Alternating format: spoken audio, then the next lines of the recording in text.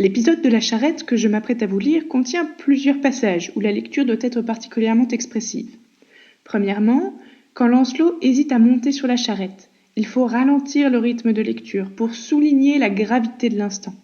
Je vous conseille d'ailleurs de ne pas hésiter à marquer de longues pauses entre les phrases, voire entre les mots, et surtout à accentuer les mots particulièrement importants comme malheur, honte ou bien il le paiera. Deuxièmement, il convient de souligner l'empressement de l'allégorie d'amour à faire monter le chevalier dans la charrette.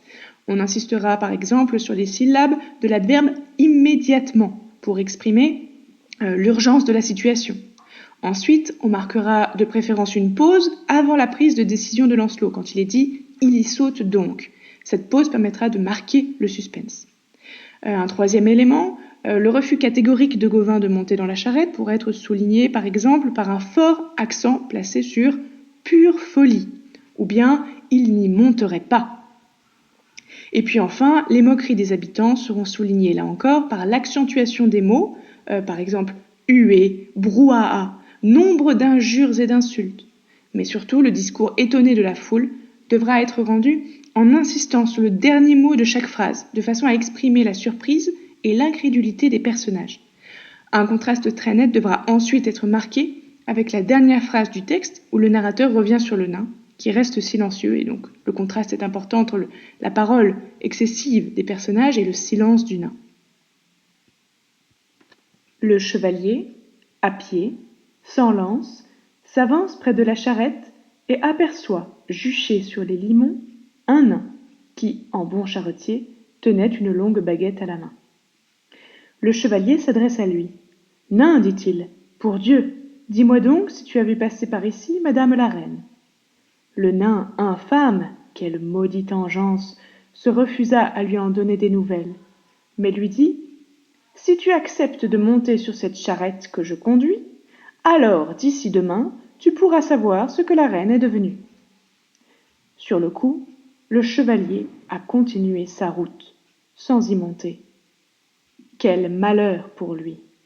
Quel malheur vraiment d'avoir honte d'y sauter aussitôt, car un jour, il le paiera fort cher. Mais raison qui s'oppose à amour lui dit de ne pas y monter. Elle le lui conseille et elle lui recommande de ne rien faire, de ne rien entreprendre qui puisse lui attirer honte et reproche.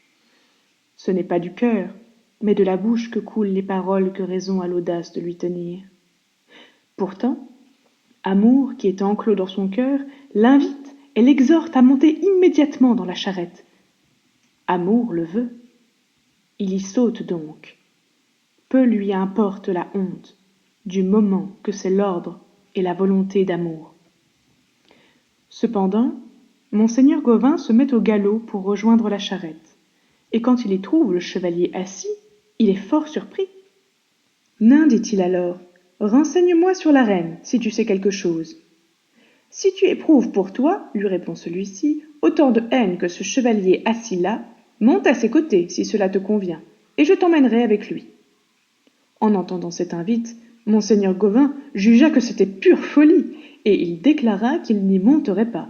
Il perdrait trop au change s'il troquait un cheval contre une charrette. « Mais va où tu voudras, et je te suivrai là où tu iras. » Ils se mettent alors en chemin. L'un est à cheval, les deux autres sont sur la charrette, mais ils suivent de concert la même voie. Au crépuscule, ils parvinrent à un château, et ce château, sachez-le, était aussi imposant que beau. Tous trois entrent par l'une des portes. La vue du chevalier que le nain amène sur sa charrette étonne les habitants, mais au lieu de se renseigner discrètement sur son compte, tous, petits et grands, vieillards et enfants, l'accueillent avec des huées de rue en rue, dans un grand brouhaha. Le chevalier s'entend dire nombre d'injures et d'insultes.